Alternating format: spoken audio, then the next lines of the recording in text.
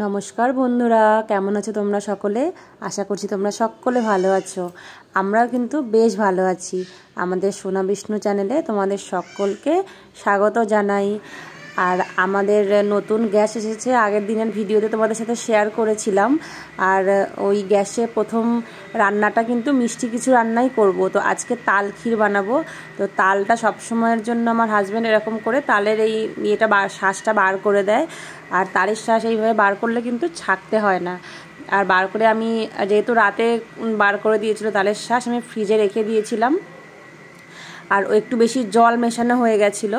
তো এইবারে আমি এই একটা শুকনো হাঁড়ির মধ্যে ওই তালের শ্বাসটা আমি ঢেলে নিচ্ছি। আর পুরোটা আমি দিচ্ছি না, আমি দুটো তাল ছিল, বড় বড় দুটো তাল ছিল, আমি অর্ধেকের থেকে বেশি অংশটাই এই হাঁড়ির মধ্যে ঢেলে দিলাম। আর বাকি অংশটা দিয়ে আমি অন্য একটা রেসিপি বানাবো।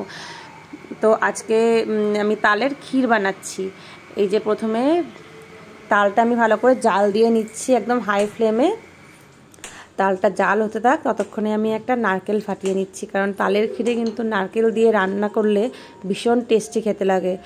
আর যে কোনো মিষ্টি জিনিসে নারকেল দিলে কিন্তু টেস্ট সেটা দ্বিগুণ হয়ে যায়। আর আজকে আমি ফার্স্ট টাইম আমার জীবনে নারকেল ফাটাচ্ছিলাম, যেহেতু আমার হাজব্যান্ড বাড়িতে ছিল না, তো আমাকেই করতে হবে। আর নারকেলটা এবার আমি কুড়িয়ে নেব।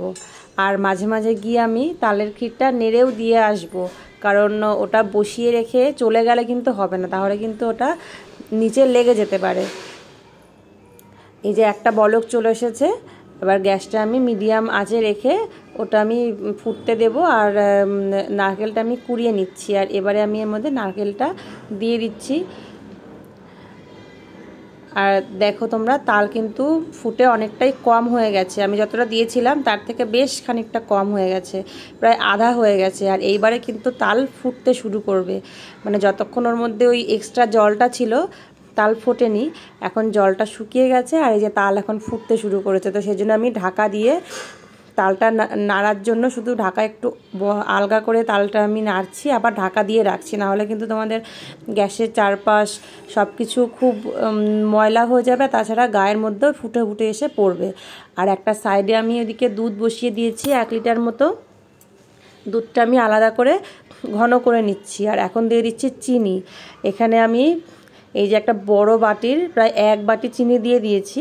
আর চিনি তোমরা তোমাদের স্বাদ অনুযায়ী কম বা বেশি করতে পারো। আমাদের বাড়িতে মিষ্টি সবাই খুব বেশি পছন্দ করে না, তবে তাল ক্ষীরে একটু মিষ্টি বেশি না দিলে না একটু তিতো তিতো লাগতে পারে, তাই জন্য আমি একটু বেশি করে চিনি দিয়েছি।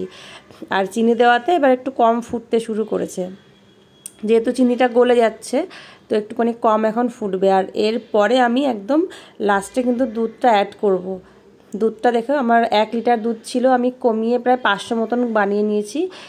এইভাবে আমি এখন দুধটা অ্যাড করে দিলাম এই তাল ক্ষীরের মধ্যে, আবার ঢাকা দিয়ে নাড়তে থাকবো। এটা আমার প্রায় রেডি। আর এটা এখন একটু হালকা হালকা লাগছে, এরপরে কিন্তু এটা যখন ঘন হয়ে যাবে, যখন ঠান্ডা হবে আরও ঘন হয়ে যাবে। আমার তাল ক্ষীর কিন্তু রেডি। আর এই তাল ক্ষীরের সাথে কিন্তু রুটি ভীষণ ভালো লাগে খেতে। আর এই যতদিন তাল ক্ষীর থাকবে, আমাদের রাতের ডিনার আর সকালের ব্রেকফাস্ট কিন্তু এই তাল ক্ষীর আর রুটি। আর এমনকি আমার হাজব্যান্ড এত পছন্দ করে, ও লাঞ্চেও এই তাল ক্ষীর আর রুটিই নিয়ে যায়। ভীষণ, আমাদেরও ভীষণ পছন্দ। আর এটা মুড়ি দিয়ে খেতে কিন্তু খুব ভালো লাগে। তো কেমন লাগলো তোমাদের আজকের এই রেসিপিটা? তাল ক্ষীরের এই রেসিপিটা তোমরা বাড়িতে প্লিজ একবার বানিয়ে দেখো, ভীষণ কিন্তু খেতে ভালো লাগে। এইরকমভাবে বানাবে, ভীষণ টেস্টি লাগে খেতে, আমার তো ভীষণ পছন্দ। আর আজ সকালের ব্রেকফাস্টে সবাই আমরা এটাই খাবো, তাল ক্ষীর আর রুটি।